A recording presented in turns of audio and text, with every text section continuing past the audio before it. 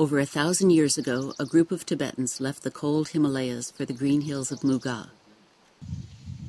They settled down to farm the hills and became the Lahu. Over the centuries, the Lahu hills became part of China, but the people did not.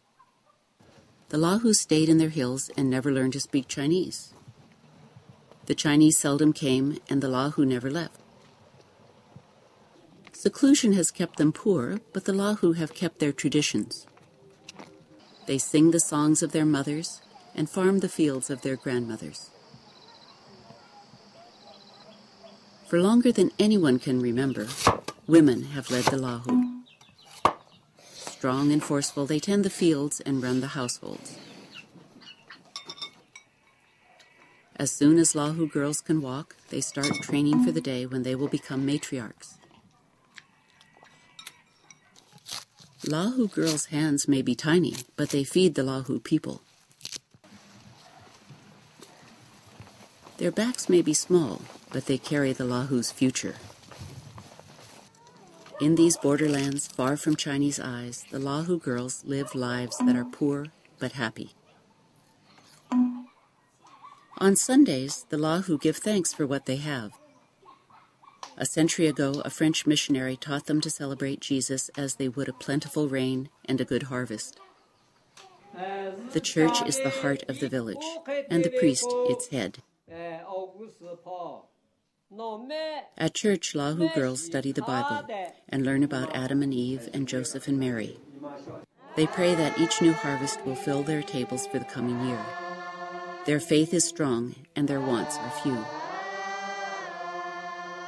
The Lahu call themselves children of blessing.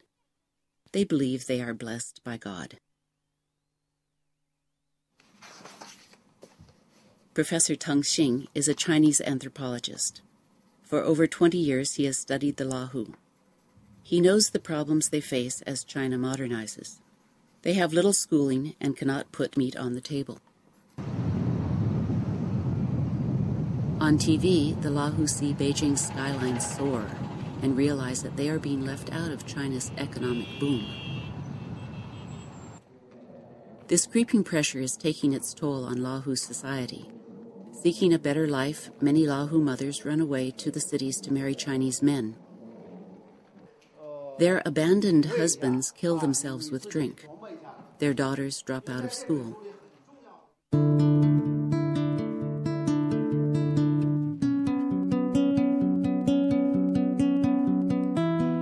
Professor Teng thinks he knows how to bring the Lahu into the 21st century. By teaching Lahu girls Chinese, he can help them join mainstream Chinese society and lead their people forward. In 2001, Professor Teng set up a Chinese language boarding school for 46 Lahu girls in the hills near their homes. It's now 2004, and in these 3 years, the girls have never been happier.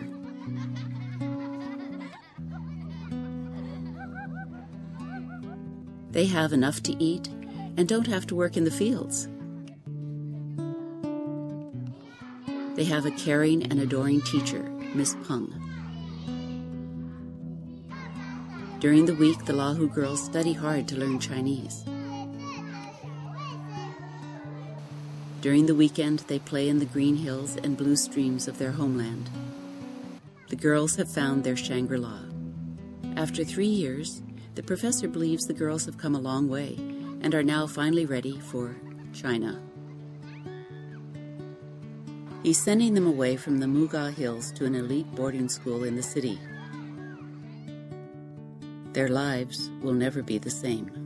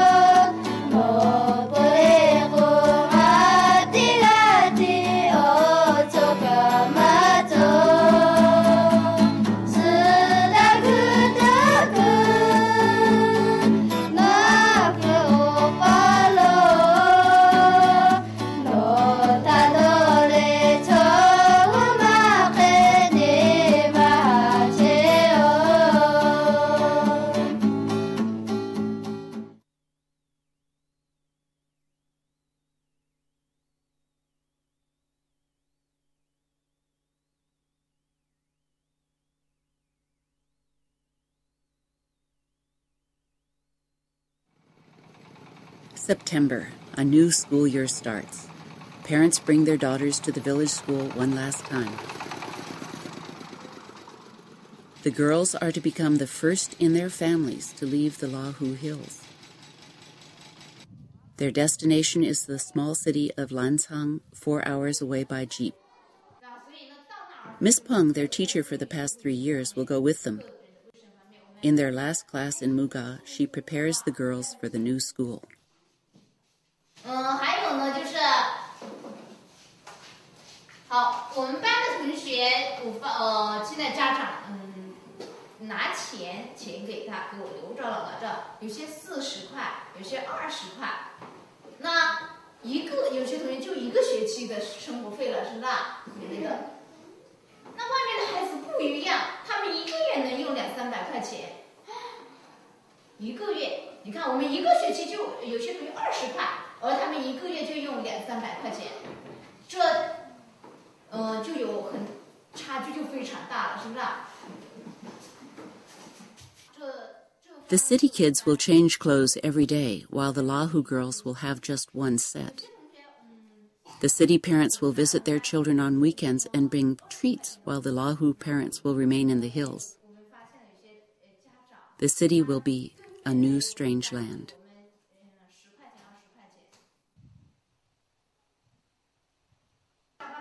It's the night before departure, and one of the girls, Tielin, is wavering.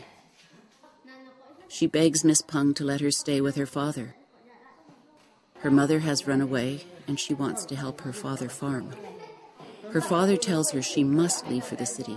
She's his only hope. Her future is decided. A new morning. The girls are eager to start their journey. Even Tielin is excited.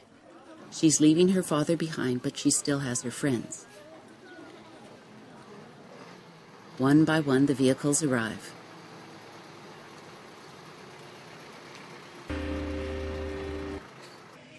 It will take a community effort to send the girls down the muddy roads that seclude the Lahu. The work needs many hands, no matter how small. The jeeps arrive, and the girls squeeze inside.